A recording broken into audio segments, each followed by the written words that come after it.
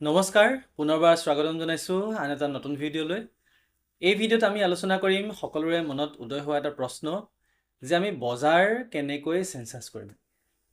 বহুতে কমেন্ট কৰিছে যেহেতু বজাৰখন অকমান সেন্সাস কৰিবলৈ ভাবিব লগা হয়, প্ল্যান কৰিব লগা হয়, সেইবাবে মই এটা ভিডিঅ' প্ৰস্তুত কৰিছোঁ যাতে আপোনালোকৰ সুবিধা হয়। আশা কৰোঁ আপোনালোকে ভিডিঅ'টো শেষলৈকে চাব আৰু যদি ভাল পায় লাইক কমেন্ট আৰু শ্বেয়াৰ কৰিব। মূল ৰাস্তাটোৰ কাষত যেতিয়া সাপ্তাহিক বজাৰখন বহে বা মাহেকৰ মূৰত বজাৰখন বহে ঠিক এনেকৈ বহে। এতিয়া এনেকুৱা বজাৰবোৰত আপোনালোকে সেন্সাস কেনেকৈ কৰিব? ইয়াত আপোনালোকে বহুত কথা চাব লাগিব। এতিয়া প্ৰথম কথাটো হ'ল আপোনালোকে গোটেই দোকানবোৰত পাৰ্মানেন্ট কোনটো, সেমি পাৰ্মানেন্ট কোনটো বা একেবাৰে টেম্পৰেৰী কোনটো। এতিয়া টেম্পৰেৰী ষ্ট্ৰাকচাৰৰ ভিতৰত কেনেকুৱাবোৰ হ'ব? ধৰি লওক ৰাতিপুৱা সময়ত দোকানখন দিলে, সন্ধিয়াৰ সময়ত দোকানখন ভাঙি লৈ গুচি গ'ল। ঠিক আছে, মানে মাহটোৰ মূৰত দোকানখন অকল সেই বজাৰৰ দিনটোতহে বহে, বাকি সময়ত নাথাকে। এনেকুৱা ধৰণৰ ষ্ট্ৰাকচাৰক আপোনালোকে সেন্সাস হাউস বা বিল্ডিং বুলি আপোনালোকে ধৰিব নালাগে।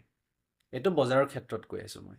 এতিয়া আপোনালোকে এই বজাৰখনতে লক্ষ্য কৰকচোন। দেখিছে আপোনালোকে বেলেগ বেলেগ ধৰণৰ ষ্ট্ৰাকচাৰ আছে। কিছুমান দেখিছে আপোনালোকে টাৰ্পলিন লগাই ৰাখি থৈছে আৰু কিছুমান আছে যিটো আমি ছাতি নিচিনাকৈ দেখা পাইছোঁ একেবাৰে টেম্পৰেৰী হয়।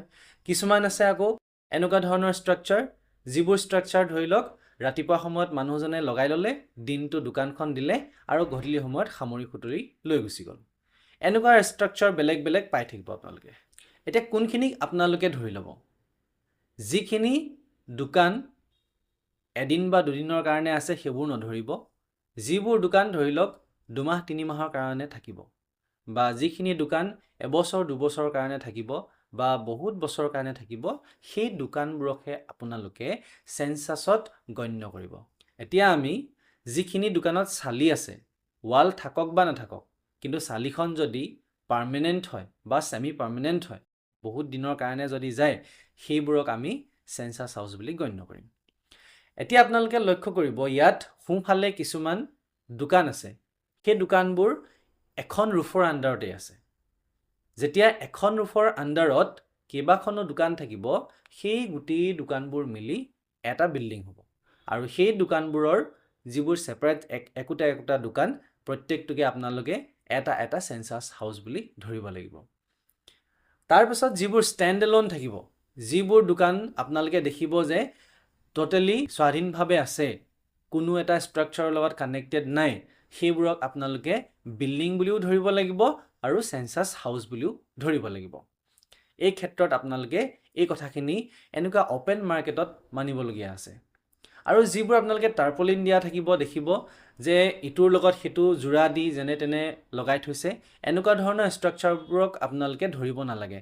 যিবোৰ ৰাতিপুৱা সময়ত দিলে সন্ধিয়াৰ সময়ত লৈ গুচি যায় আৰু এসপ্তাহৰ পিছত বা এমাহৰ পিছতহে আমি দেখা পাওঁ, সেইখিনি আপোনালোকে দিব নালাগে।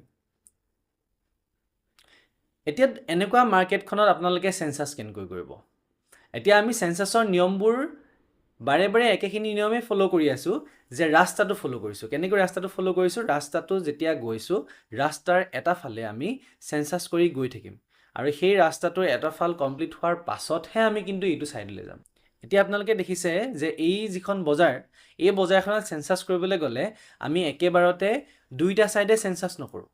আমি বাওঁ সাইডে প্ৰথম কৰি ল'ম বা সোঁ সাইডে প্ৰথম কৰি ল'ম, তাৰপিছত তাৰ অপজিট সাইডে কৰিম। যিকোনো এটা সাইডেহে কৰিম মানে। ঠিক আছে, এতিয়া বাওঁ হাতে যদি আমি চাওঁ, কিছুমান যেনিবা পাৰ্মানেন্ট ষ্ট্ৰাকচাৰ আছে। ধৰি ল'লোঁ এই দোকানখন আমি চালেই গম পাইছোঁ যে বহুত দিনলৈ থাকিব দোকানখন। আজি বনাই কাইলৈ ভাঙি নিদিয়ে বা আজি বনাই আজি গধূলি সময়তে ভাঙি নিদিয়ে, তেনেহ'লে এই দোকানখনক আমি সেন্সাস কৰিব পাৰিম। এতিয়া এই দোকানখন গোটেই বজাৰখনৰ প্ৰথমখন দোকান। এতিয়া ধৰি লওক মোৰ সেন্সাস প্ৰক্ৰিয়াটোত প্ৰথমটো বিল্ডিং হৈছে এই দোকানখনেই। এইখিনিৰ পৰাই মোৰ সেন্সাসটো আৰম্ভ হৈছে। তেনেহ'লে মই এই দোকানখনত বিল্ডিং নাম্বাৰ দিছোঁ। এতিয়া বিল্ডিং নাম্বাৰটো কি দিছোঁ? CN1, যিহেতু এই দোকানখনৰ পৰাই মোৰ আৰম্ভণি হৈছে গোটেই সেন্সাসটো। তাৰপিছত সেই দোকানখনত যিহেতু এটাই সেন্সাস হাউস পাইছোঁ, আমি CN1 বুলি লিখি থৈ দিলোঁ আৰু তাৰ তলত সেন্সাস হাউস নাম্বাৰটো যিটো জেনেৰেট হৈছে সেইটো লিখিলোঁ। এই দোকানখনৰ কাৰণে সিমানেই। তাৰপিছত আমি নেক্সট দোকানখনলৈ যাম তেনেকৈ যিখন আমি ষ্টেণ্ড এলোন টোটেলি বেলেগৰ লগত কানেক্টেড নাই সেইখনত চেঞ্চাছ কৰিম তাতো এটা নতুন বিল্ডিং দিম নতুন এটা চেঞ্চাছ হাউচ নাম্বাৰ দিম এনেকৈ আমি গৈ থাকিম আকৌ যদি আপোনালোকে এনেকৈ গৈ থাকোঁতে এই এনেকুৱা টাৰ্পলিন থকা পায় টাৰ্পলিন থকা যদি পাৰ্মানেণ্ট ষ্ট্ৰাকচাৰে হয় তেতিয়াও আপোনালোকে কিন্তু সেইবোৰত চেঞ্চাছ কৰিব লাগিব এতিয়া সেইবোৰত চেঞ্চাছ কৰিলে আপোনালোকে কি কৰিব লাগিব গোটেই যিমানবোৰ ৰুফ একেলগে জইন হৈ থকা যিমানবোৰ ষ্ট্ৰাকচাৰ আছে গোটেইখিনিকে আপোনালোকে এটা বিল্ডিং বুলি ধৰিব লাগিব আৰু তাৰ পাছত সেই বিল্ডিঙৰ আণ্ডাৰত যিমানবোৰ দোকান থাকিব প্ৰত্যেকখন দোকানকে আপোনালোকে এটা এটা চেঞ্চাছ হাউচ নাম্বাৰ দিব লাগিব মানে প্ৰত্যেকখন দোকানতে আপোনালোকে চেঞ্চাছ কৰিব লাগিব এতিয়া বাওঁহাতে আপোনালোকে কমপ্লিট কৰি গৈ আছে বাওঁহাতৰ গোটেই দোকানখিনি আপোনালোকৰ কমপ্লিট হৈ গ'ল তাৰপিছত আপোনালোকে সোঁহাতৰখিনি কৰিব সোঁহাতৰখিনি কৰোঁতেও ঠিক একেধৰণে আপোনালোকে আহি থাকিব